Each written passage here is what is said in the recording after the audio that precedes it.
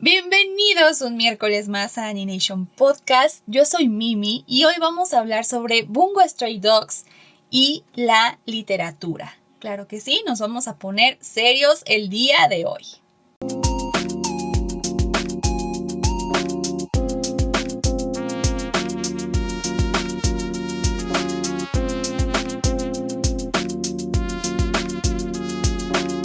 Bungo Stray Dogs nos cuenta la historia de una agencia de detectives con superpoderes. Es decir, cada uno de los miembros de esta agencia tiene un superpoder en particular que les ayuda a resolver diferentes casos criminales que se presentan en la ciudad de Yokohama. Por otra parte, también existe la Port Mafia, un grupo criminal que muchas veces llega a causar caos y destrozos en la ciudad. Estas dos organizaciones son rivales, tienen constantes enfrentamientos, pero resulta que siempre llega un enemigo más malvado y más fuerte, y entonces tanto la agencia como la Port Mafia unen fuerzas para terminar con su nuevo rival. Eso es Bungo Stray Dogs, a grandes rasgos. Creo que la historia, en vez de centrarse en un conflicto en sí, se enfoca más en el pasado de los protagonistas y en sus personalidades, lo cual creo que es bastante importante porque es justo aquí donde entra el papel de la literatura.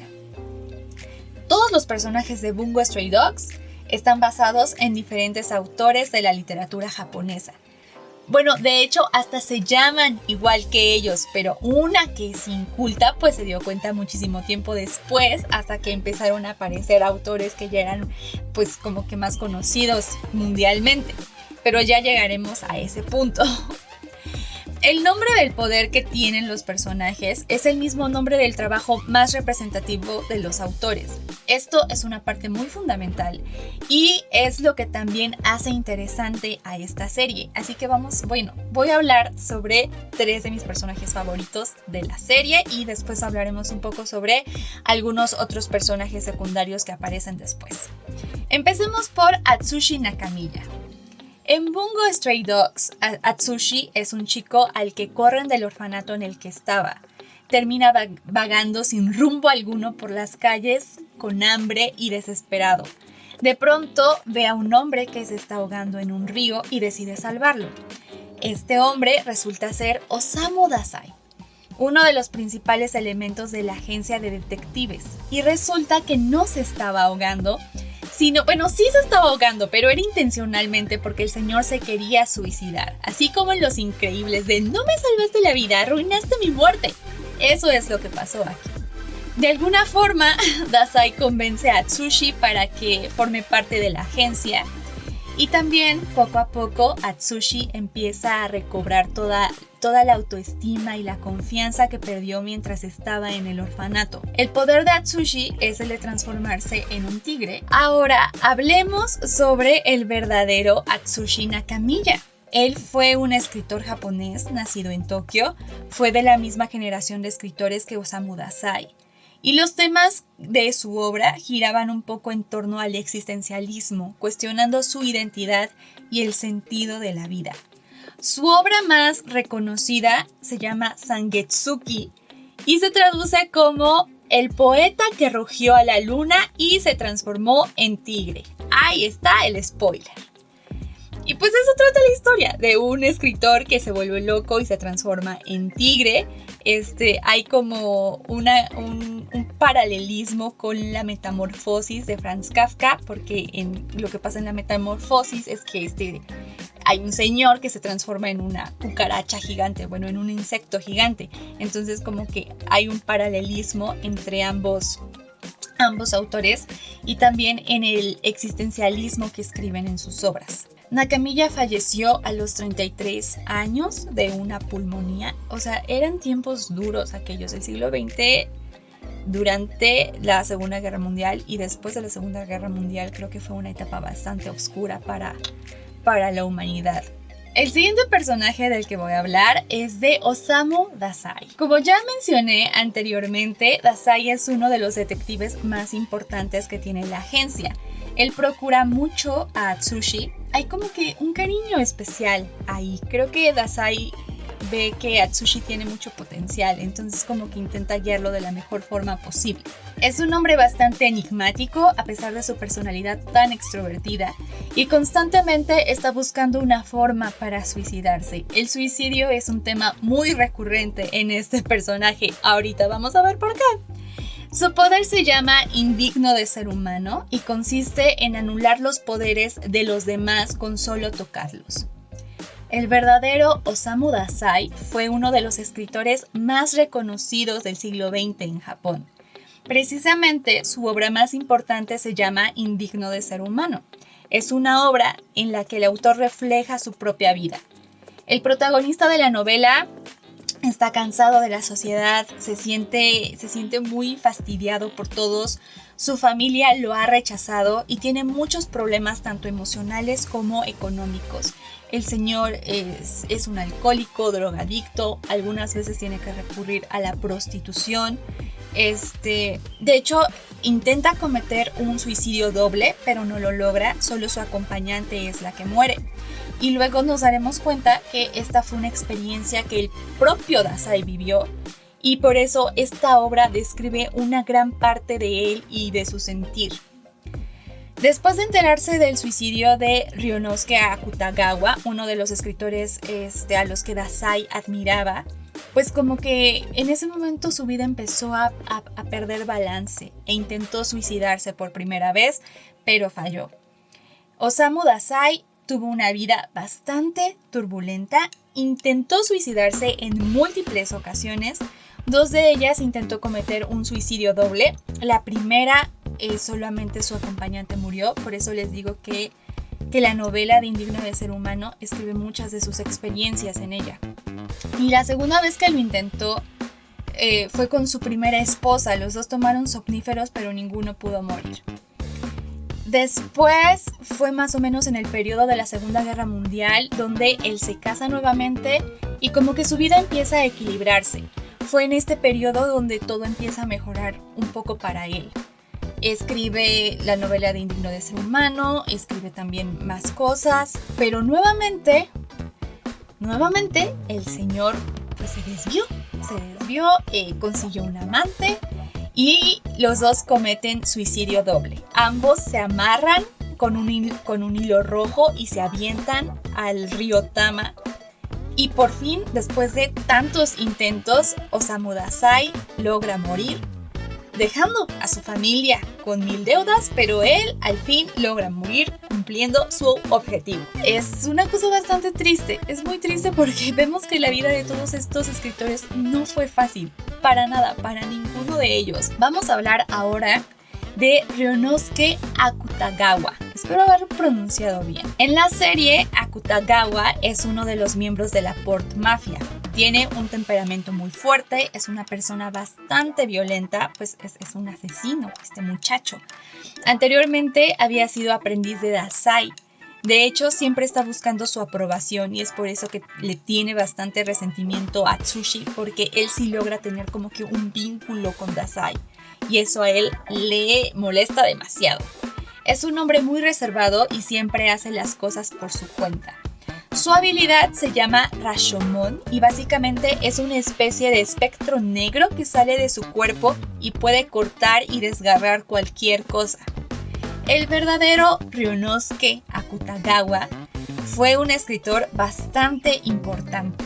El premio más prestigioso de la literatura japonesa se llama Premio Akutagawa en su honor. Y él, al igual que sus otros colegas escritores, pues también tuvo una vida muy complicada. Su mamá tenía psicosis y después de que ella muere, a él se lo llevan a vivir con sus tíos.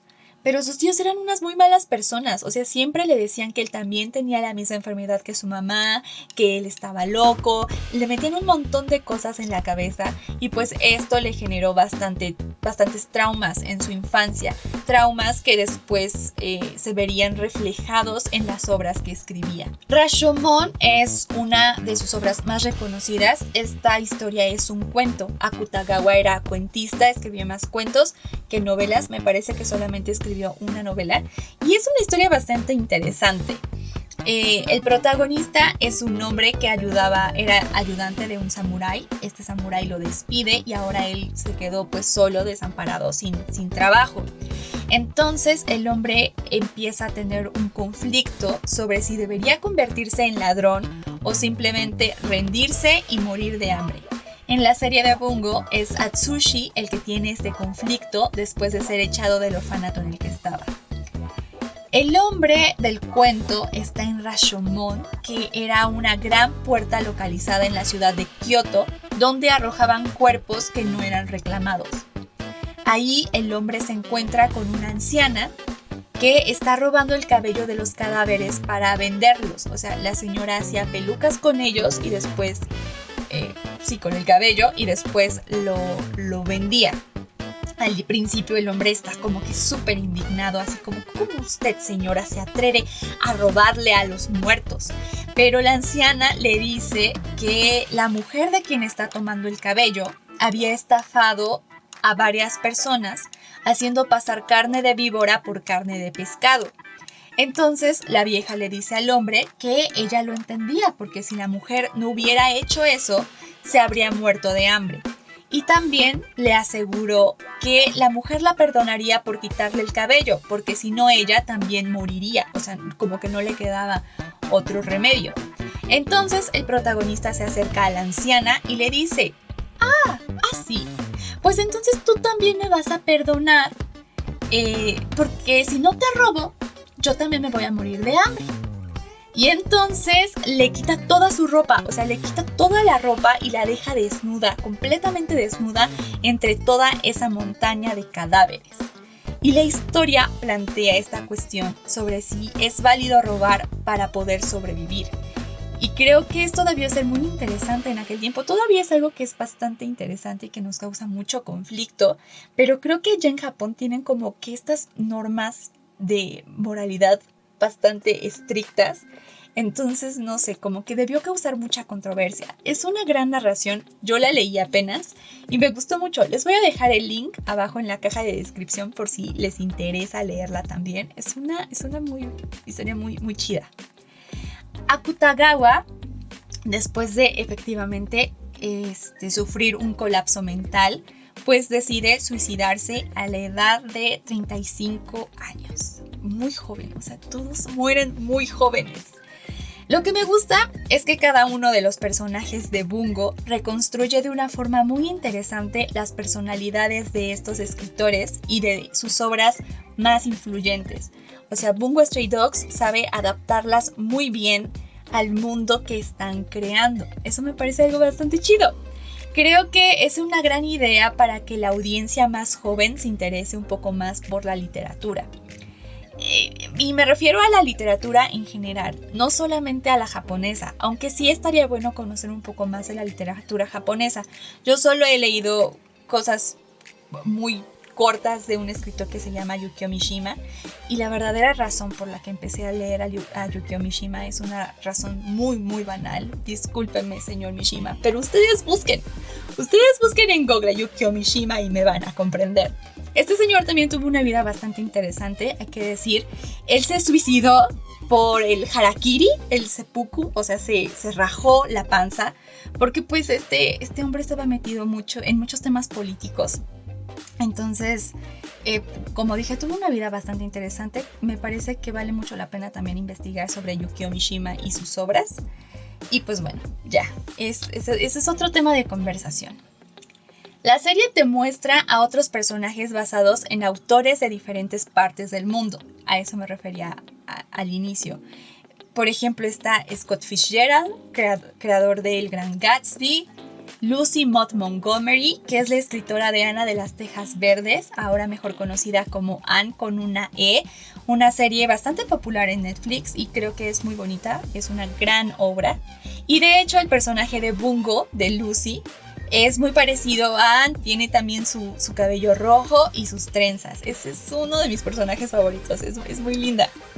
También podemos ver a Lovecraft y hacen referencia al Cthulhu, que es uno de los monstruos más representativos de las historias de Lovecraft. Sale Edgar Allan Poe y Fyodor Dostoyevsky. Siempre me costó mucho trabajo pronunciar Dostoyevsky, pero parece que hoy lo hice bien. Fue mi día de suerte. Él es un escritor ruso, creador de la famosa novela Crimen y Castigo, que no he leído. He leído como nada más 20 páginas, pero es que no puedo con la literatura rusa. Nomás no. No se me da, no somos amigos.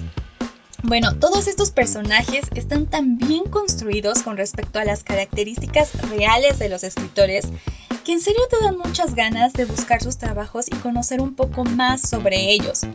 Creo que hacen esta combinación entre los autores japoneses y los autores europeos y estadounidenses debido a la influencia que estos tuvieron sobre la literatura japonesa. Pienso que esto es lo que hace a Bungo una serie muy especial y bastante interesante que sin lugar a dudas vale mucho la pena ver para adentrarse al universo que te están presentando.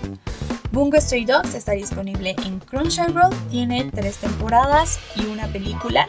Apenas el 12 de enero salió la serie Bungo Stray Dogs 1, que es un spin-off de la serie original y está hecha para pasarla bien. Es un anime que está hecho para que te relajes, para que disfrutes y para que te diviertas un poco con las aventuras que tienen los miembros de la agencia de detectives junto con la Port Mafia en su forma chibi y adorable.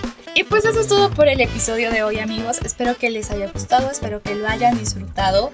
En serio, creo que vale mucho la pena investigar más a fondo acerca de todos estos autores japoneses porque hay más, hay muchísimos más, hay más personajes que también son muy interesantes y estoy segura de que los autores en los que están basados también deben ser súper interesantes y deben de tener obras bastante chidas. Entonces creo que sí vale la pena como tomarse un tiempo, toda una tarde para investigar más sobre ellos. Espero que les haya gustado el capítulo. Muchísimas gracias a todos por vernos. También gracias por algunos comentarios que he recibido. En serio, los aprecio demasiado. Suscríbanse al canal, por favor, compartan. Vean Bungo Stray Dogs y Bungo Stray Dogs 1 y nos vemos en un próximo episodio. Síganos en nuestras redes sociales, por cierto. Estamos disponibles en YouTube, Spotify, Apple Podcast y iVoox todos los miércoles y los viernes tenemos el Charlas Cortas. Ahora sí, ya, me puedo ir en paz. ¡Adiós!